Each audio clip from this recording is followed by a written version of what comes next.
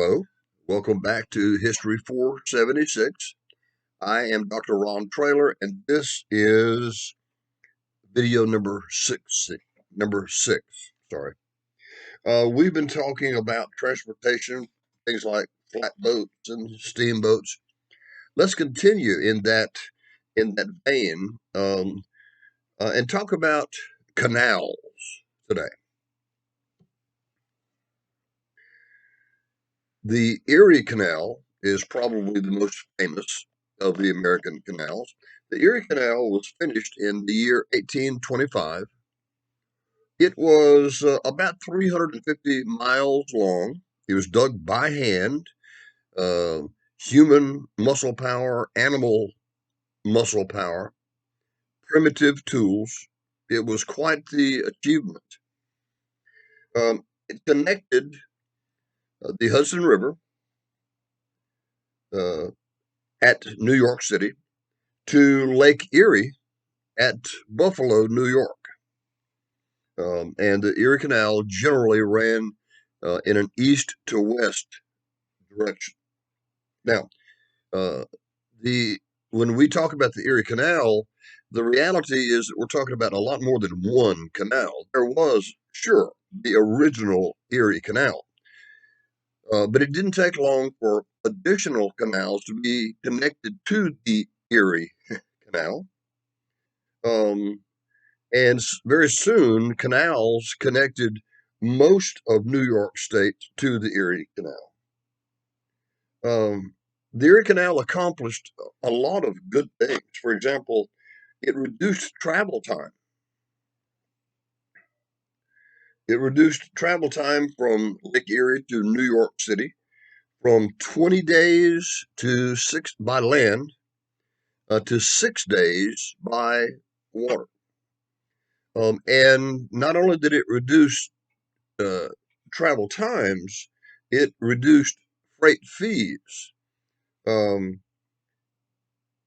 Prior to the digging of the Erie Canal, that freight dragged on a wagon from Buffalo, New York to New York City cost about $100 per ton.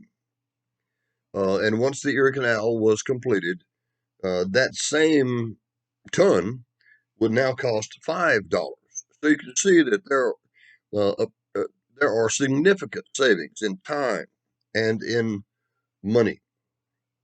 Now, uh, canals were dug all over the northern part of the United States. By the year 1836, there were about 3,000 miles of canals that were being used. And generally, we can say that the purpose of these canals was to connect the Great Lakes to the Atlantic Ocean.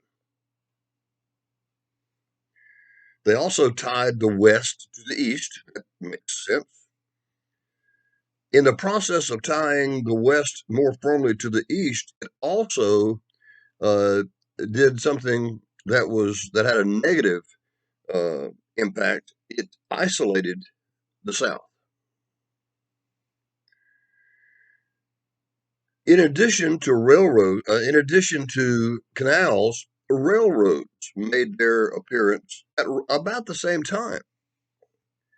Um, the Panic of 1837, which we've not talked about yet, but we will.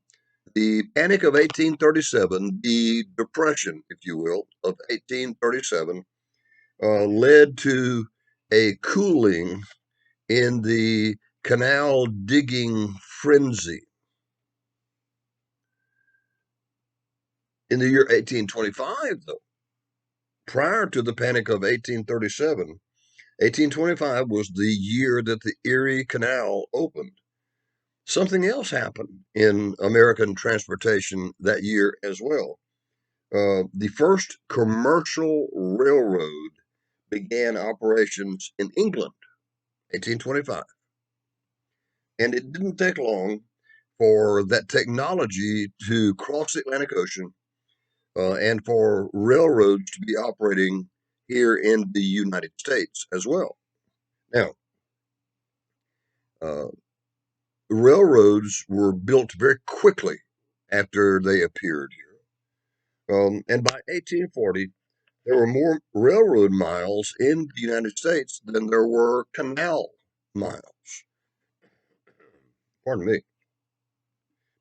Railroad miles then continued to grow um, by a factor of 10 in the next 20 years. So uh, in 1860, there were about 31,000 miles of railroad miles in the United States. And most of those miles had been built in the 1850s. So you can see that 1840s, 1850s were extraordinarily busy decades for the building of railroads. Uh, but even though railroad mileage was accelerating, the reality is that canals continue to be very, very important uh, for uh, for business, for moving stuff, and for moving people. It was not until the Civil War, it was not until the 1860s that railroads surpassed canals in the total tonnage of goods that were moved. So, between the two things, actually, three things: steamboats, canals, railroads. America's goods and services and people were being moved by those three methods. Now, with regard to the railroads, wood was the first fuel used in America by the railroad. Um, and we've mentioned how important these wood fuel stops became, because we've said that it was not unusual back then for what had been a little wide spot in the road to become a thriving town, even a small city, because it started off life as a fuel stop. Now, water travel was much more comfortable than railroad travel, but the rail became more popular simply because the railroad was faster than traveling on a steamship or traveling on a canal. Railroads were faster, they were more economical, and they were more reliable. So there were a number of things um, that spoke uh, to the efficiency and the economy of the railroad. Uh, I I always find this humorous. It doesn't matter how many times I read this, I always get a little chuckle out of it.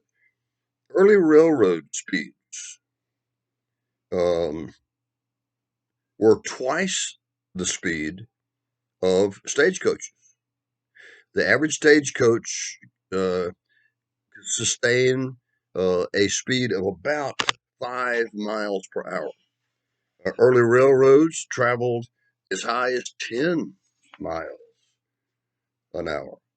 Many people were scared to death uh, that if you were to stick your head out of the window of a railroad car that was traveling at 10 miles an hour, which was an unheard of, extraordinarily fast speed, that the wind would be sucked out of your lungs, causing you to lose consciousness.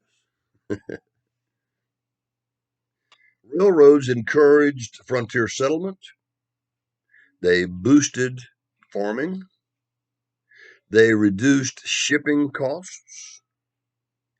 They led to an expansion of agriculture. Railroad construction gave rise to other industries, other related industries, and we'll go into some detail with that idea in just a moment. And railroads had an advantage. Well, think about this: steamships. It is true that steamships had a real advantage over the old flatboats or the old rafts, because steamships could go up and down the rivers and streams, couldn't they? But uh, especially in the north, where the rivers froze over during the wintertime, uh, steamships did not offer 12-month out of the year service.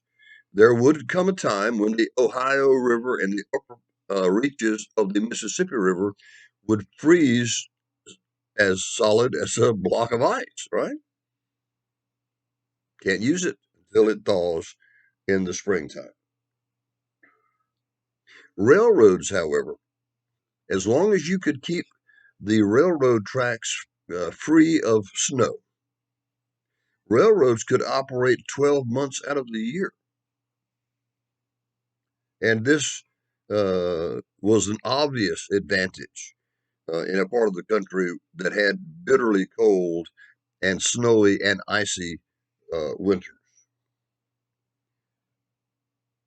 Now, let's talk for a moment about the importance of the railroad in America in the 19th century. There is no doubt that the railroad industry was the most important industry in America overall in the entire 19th century. Now, think about let me make my point. Think about what it takes to create a railroad. Well, first of all, you have to have a stable road bed that is made from gravel. And so the gravel industry, the quarrying industry, really took off in the 19th century America, because only God knows, because I certainly don't, how much gravel was necessary to build all of those thousands, tens of thousands of miles of railroad line. Once you've got the road bed down, you've got to put down the cross ties, and that jumpstarts the timber industry. Once again, no one will ever know how many trees were cut down in order to and cut into cross ties in order to build the railroads. Millions and millions and millions. And because they were made of wood, because at that time there was no dependable way to preserve the wood to keep it from rotting like we have now, those cross ties would inevitably have to be replaced. So you've got the gravel road bed, you've got the cross ties. On top of the cross ties comes the rails, and the early rails were made of iron, not steel. Iron and steel are two different things. In case you didn't know that, uh, they share certain characteristics. They both begin life as iron ore, but iron and steel are two different things. And so, but nevertheless, the the need for the iron ore jump-started the iron industry. Uh, People like Andrew Carnegie uh, became extraordinarily wealthy because they mastered the techniques for making iron, uh, making iron products like iron rails, and of course you got to nail the iron rails to the wooden cross ties, um, and so you need even more iron in order to do that.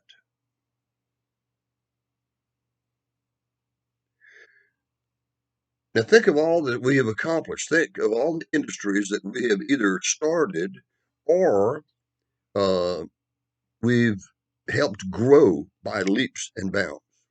And we haven't even made the train yet. The train required huge amounts of iron for the wheels and for uh, to make those big locomotive engines. Um, in order to make a railroad car for the passengers to ride in, required the use of fabric for upholstery material, leather for upholstery material, glass for windows. So over and over again, you see that that the railroads were very important for moving things and people, but they were much more important than that because they helped many industries grow by leaps and bounds. Now, one other form of transportation that we cannot ignore that became very common during the 19th century, and that was ocean travel. Ocean travel. Um, Almost as soon as uh, bright men figured out how to put a steam engine on a boat to make a river boat, they also figured out how to put a steam engine on ocean going boats as well. Um, Steam powered boats began going back and forth across the Atlantic Ocean as early as about 1818. That's just amazing. And very soon, weekly service between New York City and England was established. Those services grew very quickly. And by the year 1845, as many as 52 transatlantic shipping lines uh, moving people and things between Europe and the Western Hemisphere were in operation.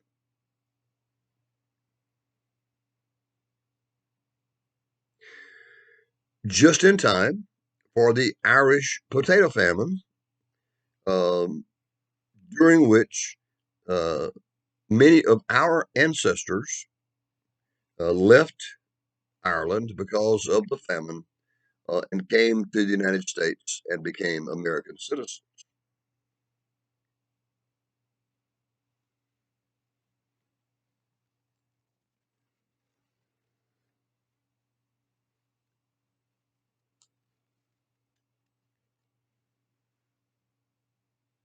American industry was rather slow to get started until um, the few years right before the beginning of the War of 1812.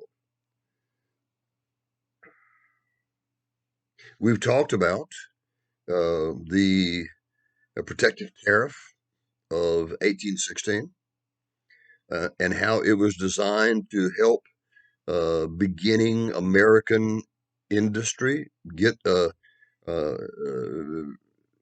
how it helped them become competitive against the British and other foreign factories. We've said that uh, most of the early industrialization in the United States began in New England because those early mills were uh, powered by water, by fast moving water, turning those old fashioned water wheels. By as early as 1815, in New England, there were hundreds of textile mills turning out fabric that was woven on machines powered by water. And of course, that led to the development of the garment industry.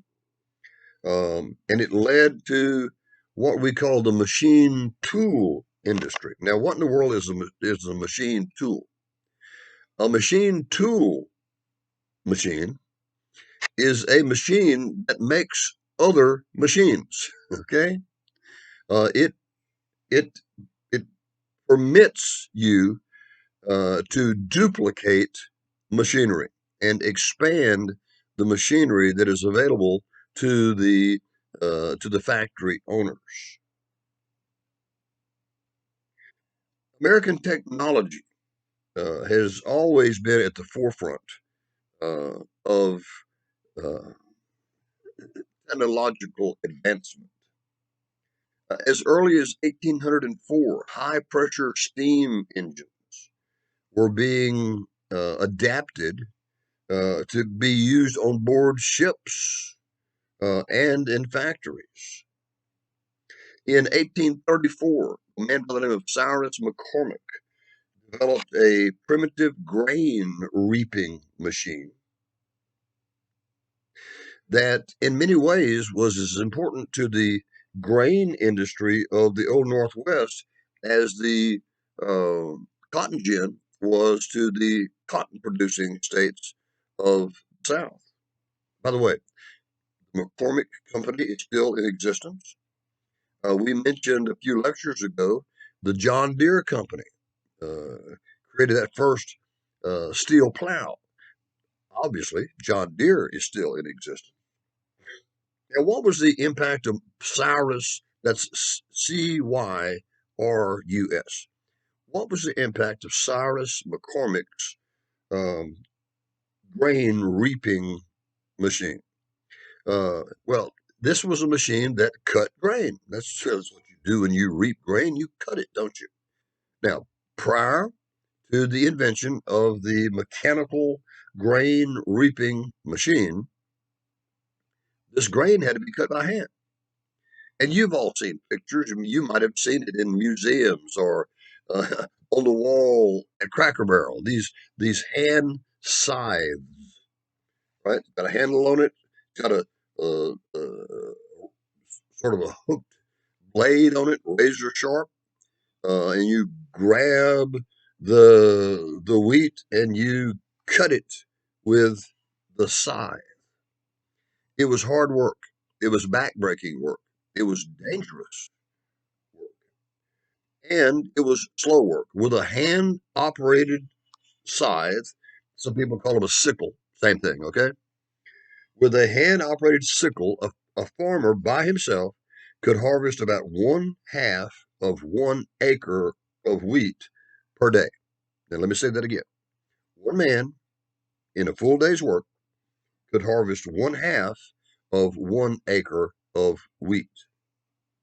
Now, with the reaper, your productivity went up. Now, it took 2 men to operate the reaper. One guy had to drive it, had to drive the horses that pulled it, and the other guy had to make sure that the machine was working properly. So it was a 2-man operation. Even at that, those 2 men could harvest 12 acres of wheat in a day. So you can see how the productivity just skyrocketed.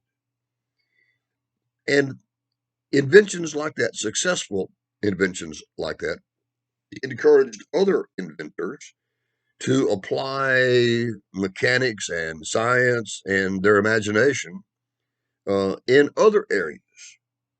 Uh, Soon, for example, not long after McCormick had perfected the mechanical reaper, a mechanical thresher that separated the grain from the straw had been created. Now, farming was always a precarious vocation.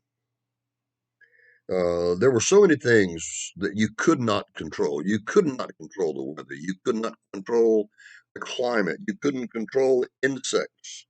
You couldn't control foreign markets.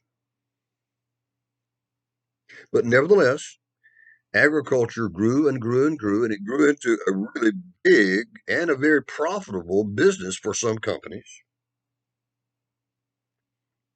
The volume of production increased. Farmers were producing more bushels per acre or uh, uh,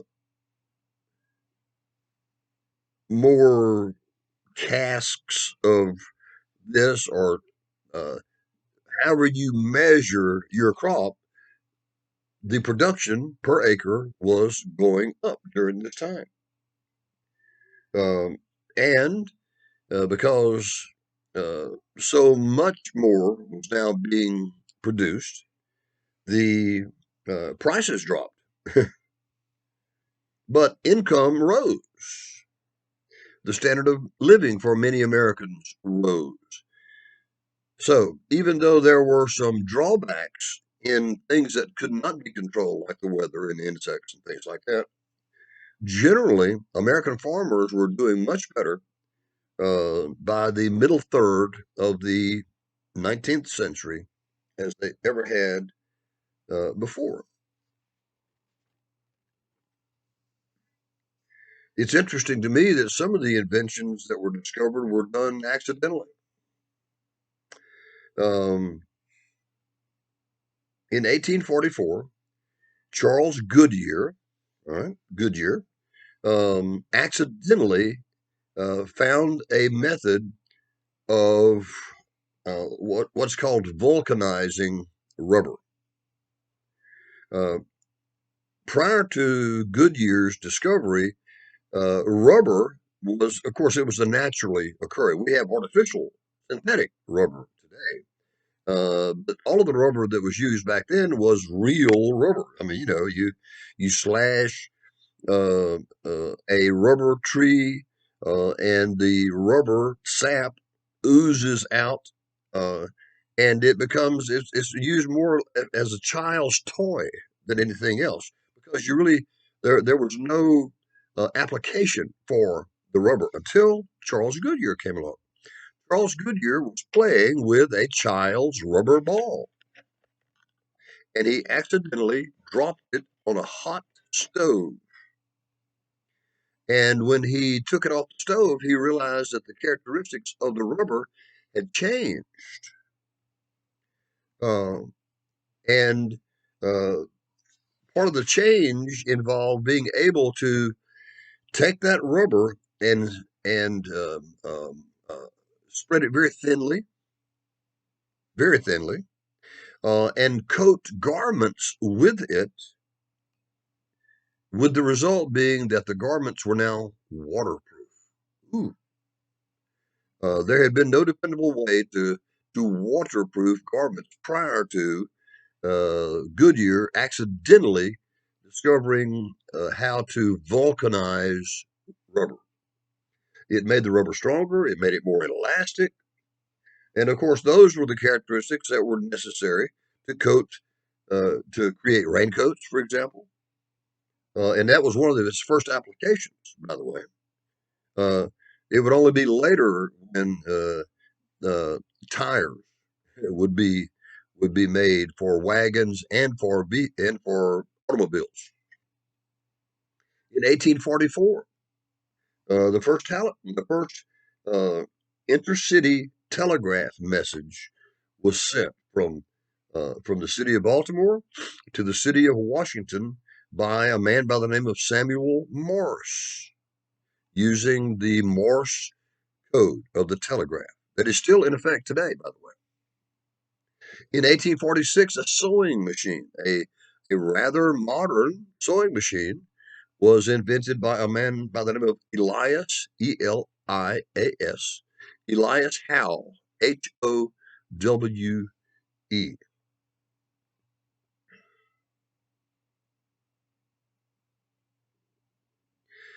Modern factories came into existence during generally this same time. Some of the early factories were in New England. That shouldn't surprise us. We keep coming back to that. Um, in Lowell, Massachusetts, Lowell, some of the first factories that we would recognize as factories today came into existence. In 1813, factories, textile mills were created in Lowell, Massachusetts that brought uh, all of the separate parts of the process of creating clothing together under one roof. No longer would for example, would the uh, thread be spun in one location, maybe a mile away, and um, the the weaving of the fabric might be done at a yet another place. No, in Lowell, Massachusetts, arrangements were made to bring the spinning and the weaving together under the same roof. And so raw cotton would come in one end, it would be spun, it would be woven, it would be cut, it would be sewn into garments, and when it went out the other end, it was a ready to wear garment. And it provided, that mill in Lowell, Massachusetts, provided the model for other New England mills.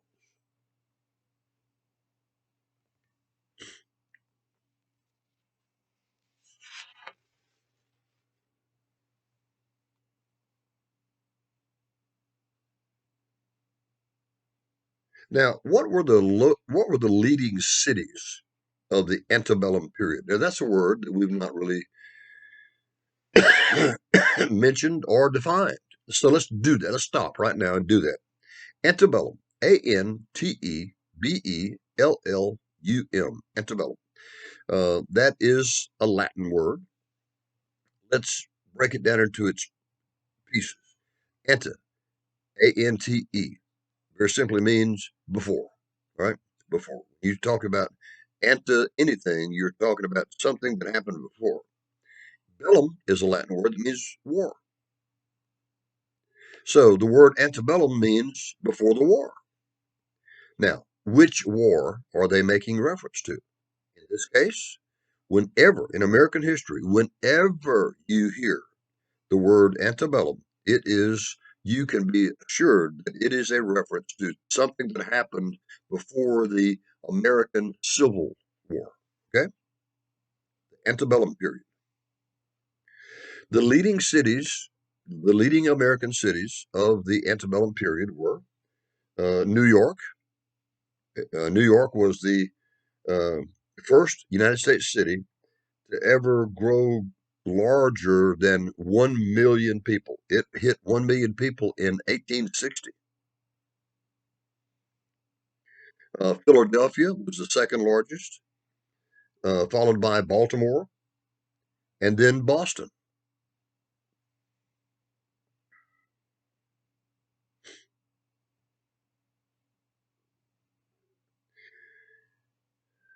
Now,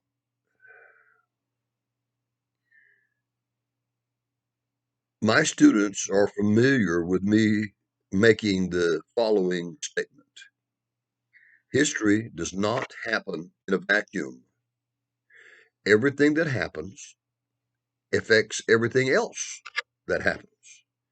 So let me give you some examples of how I can illustrate that. Let me give you some examples of how everything that happens is affected by everything else that happens.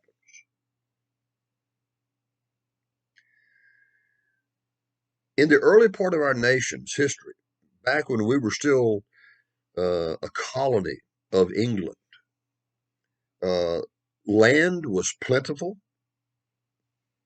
and it was relatively cheap. It was plentiful and it was relatively cheap. Labor was scarce and it was relatively expensive. What does Economics 101 say? When a thing is scarce, it's going to cost you more. So if labor was scarce, then following the laws of economics, uh, the labor would be relatively expensive. That, that makes sense. As the nation grew, even during the colonial period, before we became the United States of America, labor demands were going up and up and up, and workers could charge higher rates for their labor. Now, I don't go home and tell your mom and daddy that early American workers were getting rich. I didn't say that. What I am saying was that they were receiving a livable wage, though.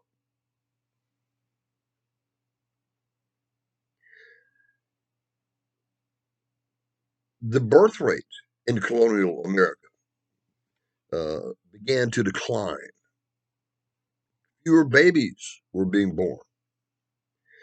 And that declining birth rate coincides, weirdly, with the beginnings of industrialization. So, at the exact moment when America needs more workers to work in American factories, Americans themselves are not producing enough babies to produce those workers. And as a result, new sources of workers became necessary. Now, immigration had always provided um, people to come to America. Uh, During times of war, however, especially if we were fighting a European nation like France or like we did England twice, right, with the American Revolution and the War of 1812. Whenever there was a war, the amount of immigration, the number of immigrants who came to the colonies quite often was reduced to a trickle. Why? Well, there were a number of reasons, but one of the main reasons was that uh, people who normally would have been willing to come to the colonies to start a new life didn't have to because there was a war on and there was a need for more and more and more soldiers. Uh, why would you travel 4,000 miles away from home to America to get a job when you could get a job in the military by staying at home in your home country? So immigration slows to a trickle. But after the War of 1812, remember we said that passenger service began connecting Europe with North America in the years almost immediately after the end of the War of 1812. And the years between 1845 and 1854 saw the greatest proportion of the proportionate influx of immigrants that we've ever seen in our nation's entire history. There were a couple of things going on in Europe that encouraged immigration out of Europe, away from Europe. And America, even early in our history, was already developing a reputation as a good place to go. So there were two sources of immigrants. Yeah, there was more than two, but two main sources of immigrants in the first half of the 19th century. They were Ireland and Germany.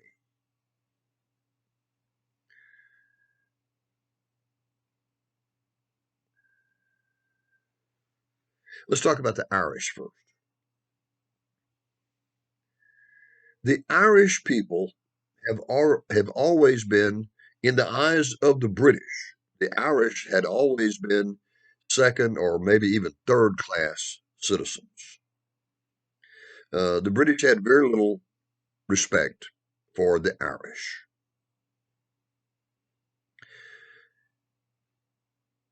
Most of the land in Ireland was owned by the British, not by the Irish themselves.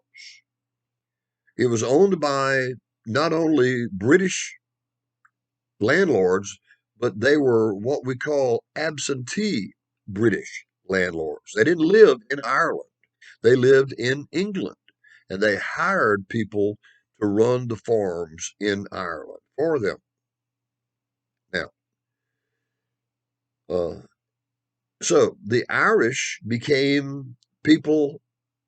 They were really good farmers, but they farmed land that did not belong to them. They rented the land, they leased the land, but the property owner told them what to raise. They didn't have a lot of choice in what to raise, and the British landowners discovered very quickly that there was one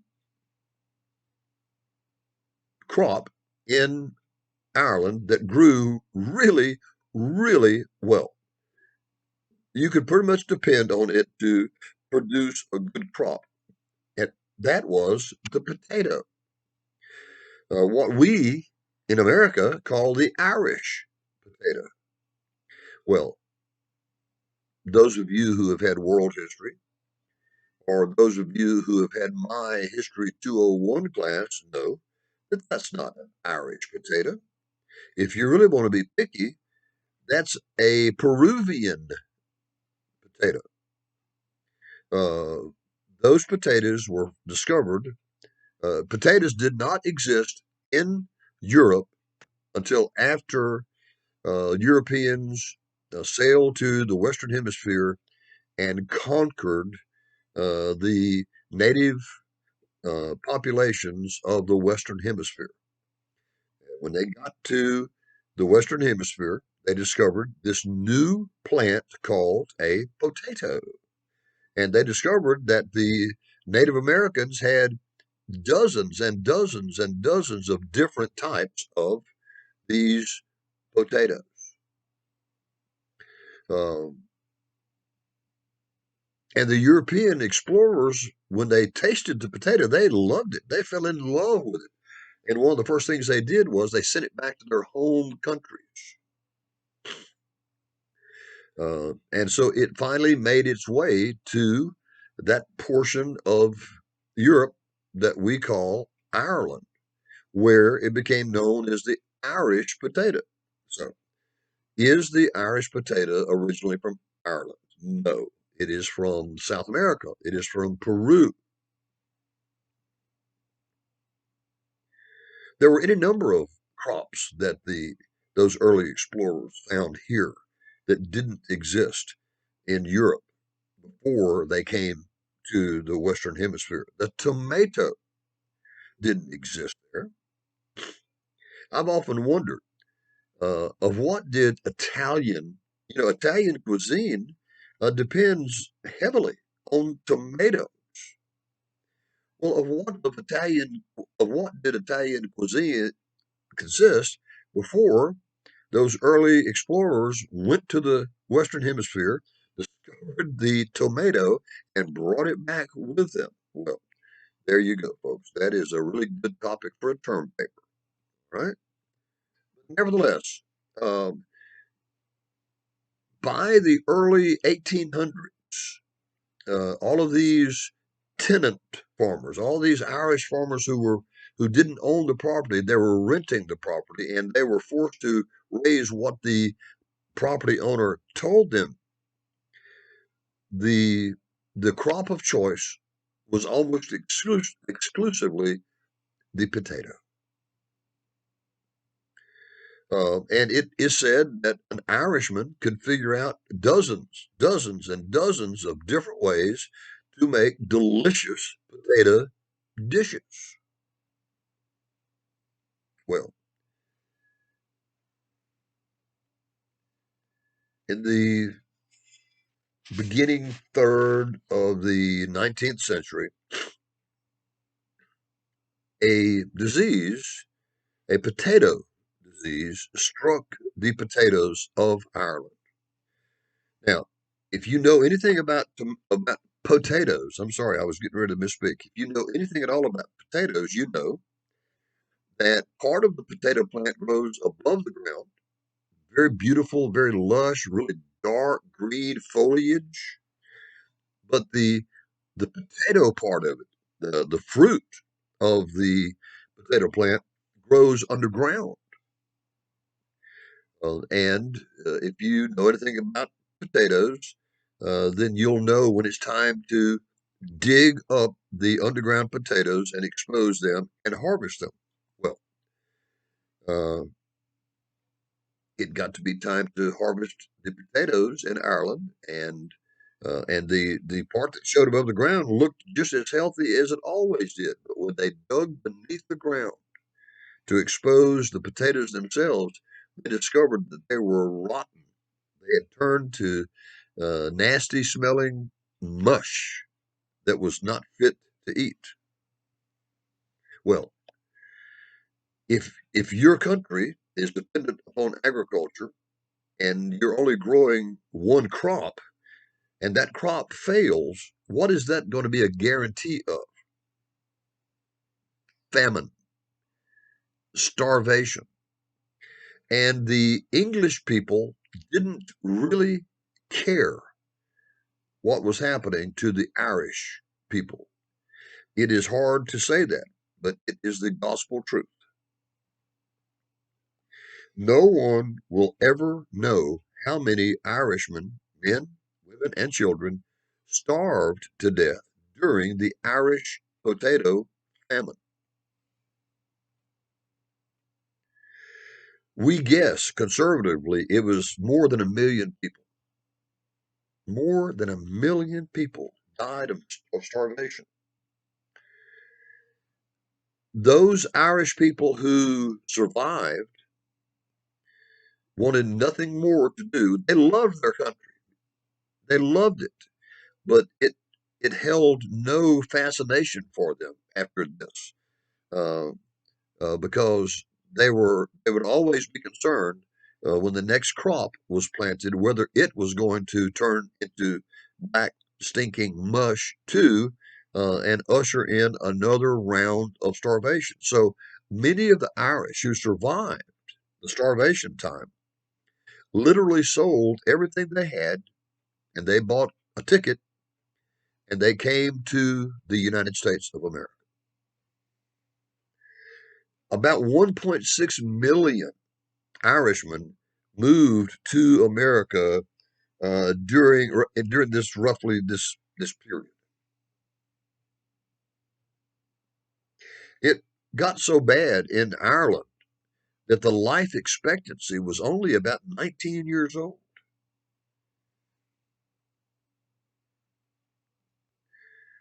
Once again, remember that most of the Irish in Ireland had been farmers, but the suffering caused by the potato famine turned them against farming. And so when those almost 2 million people get to the United States, they are willing to do anything to make a living except for farming.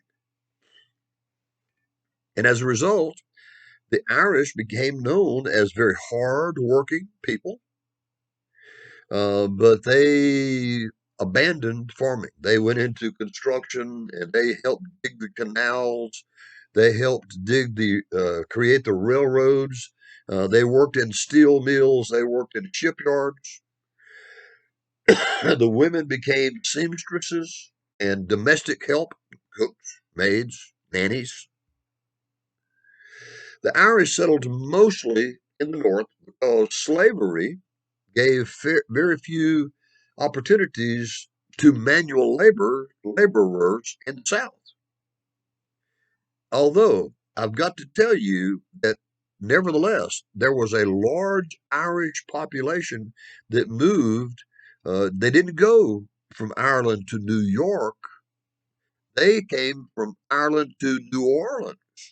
And those of you who are from the city of New Orleans, or those of you who are rather familiar with the city of New Orleans, know that there's an area of the city that we still refer to as the Irish Channel.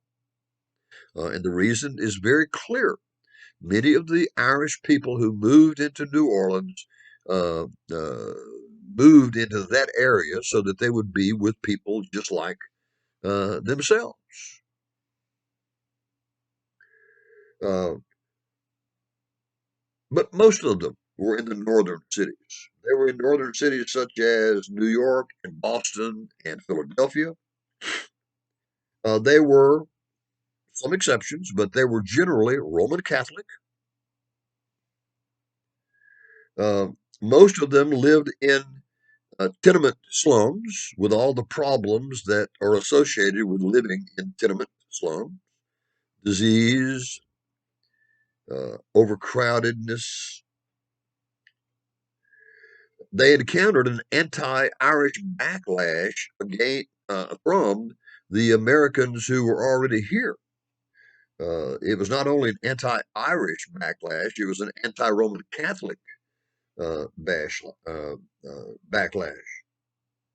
But the Irish always stuck together, and it resulted in a real political power, because in certain areas of Philly or Boston or New York, everybody that you saw on the street was an Irishman, an Irish Catholic, and they voted together. They stuck together, uh, and so they became very powerful politically. And they, from the very beginning, tended to associate, to identify with the Democratic Party of Andrew Jackson, right? And even today, uh, almost 200 years later, uh, if you are an Irishman living in New York or Philadelphia or Boston, the chances are really good that you are going to be not only a registered Democrat, but you are going to be an actively voting Democrat. As a matter of fact, their hero was Andrew Jackson. He had come from a lowly background, and the Irish identified with his modest roots. Now, what of the second group, the German? Well, there are not a lot of similarities between the Irish and the Germans, except that they both were white and they both came from Europe. And right there, the similarities pretty much stop. As many as 1.2 German immigrants came to the United States uh, during this time period. They didn't come here because of famine. They came here because of they were the political losers in political campaigns back in those days. Here in America, we are so fortunate. You can support a candidate, and your candidate loses, and it makes you feel bad. You know, you're really disappointed. You might be heartbroken that your guy lost, but there will be no punishment from the government because you were on the losing side, will there? In Germany, in the early 18th, I'm sorry, in the early 19th century, in the 1800s, if you backed a losing candidate, there was a real good chance that you were going to face discrimination because you had backed the wrong guy. You might lose your job. Your children might not be able to get into the good school that they wanted, all because you backed the wrong political candidate. Now, there were already Germans in the United States before the 19th century, but we know that. We know that the Germans came to Pennsylvania under William Penn, after whom Pennsylvania was named in the 1700s. Those are not the Germans that we're talking about here. There was a second wave of Germans who came to the United States during the early 19th century. And so the new Germans had it a little bit better because there already were a lot of Germans, especially in Pennsylvania and in Delaware. Um, the Germans already there who were established and who were willing to help the new immigrants who were coming in.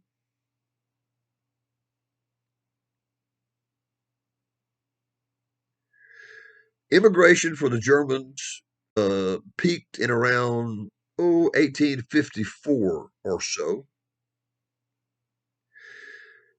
And whereas the uh, Irish were mostly uneducated people, ignorant people. Now, let's stop right here. And I don't want you bad mouthing me because I called the Irishmen ignorant. There's a difference between being ignorant and being stupid, right? And you need to understand the difference. We all are ignorant in some way or another. I, for example, I am a mental midget when it comes to mathematics. Math has always just bumpuzzled me. So when it comes to mathematics, I am ignorant because ignorant means uneducated. I'm not stupid. Stupid means you can't learn. Ignorant means you haven't had a chance to learn yet. Right? So uh, the Irish immigrants were ignorant. Not so the German immigrants. Many of the German immigrants were professional people. They were doctors and lawyers and teachers and engineers. And so they fit in a little bit easier into mainstream America than did the Irish. The Irish were mostly Roman Catholic. The Germans had a mix of religion. Some were Roman Catholic, some were Protestants, usually Lutherans. That makes sense, doesn't it? There was a liberal smattering of Jews among the Germans, and there was also a pretty good sized group of what were called at that time free thinkers, which is a fancy word for agnostic, which is another fancy word for I'm not sure if God exists or not. Many of the Germans were independent farmers, were independent shopkeepers, independent artisans. So there are the two largest groups of the European immigrants who came into the United States during this general time period. Now there were other groups as well, other less important but nevertheless significant groups. Excuse me.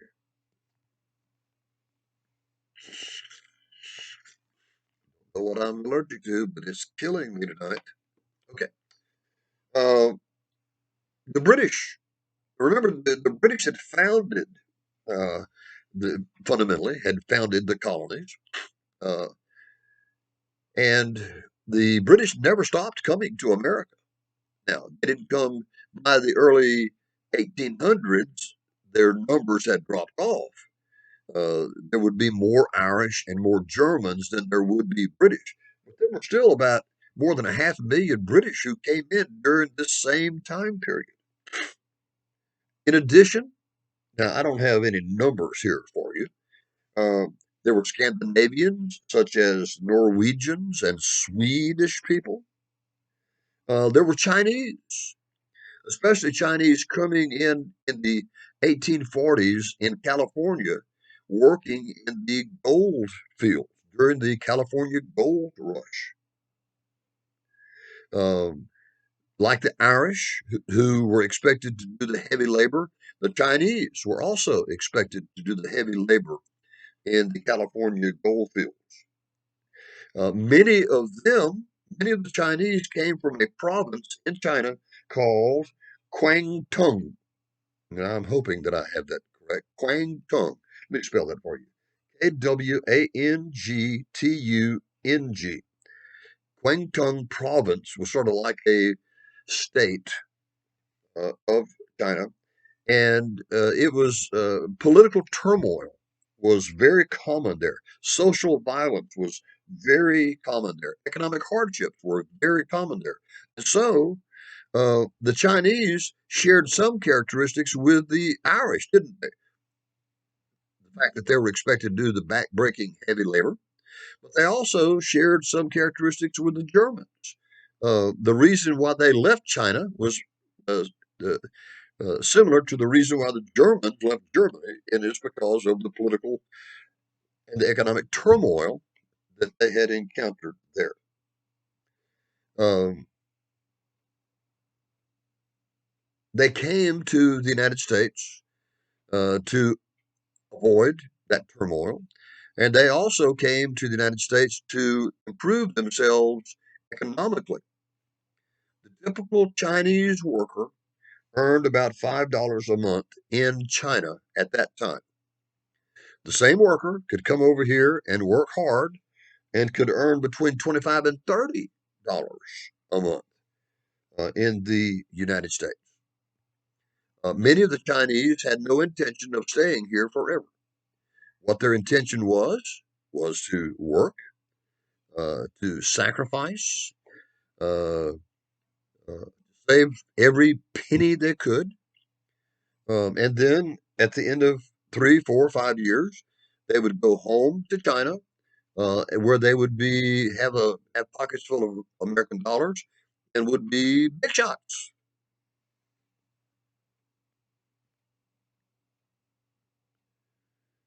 Okay, that's a good place to stop, right? That is the end of video number 6, and we'll see you soon.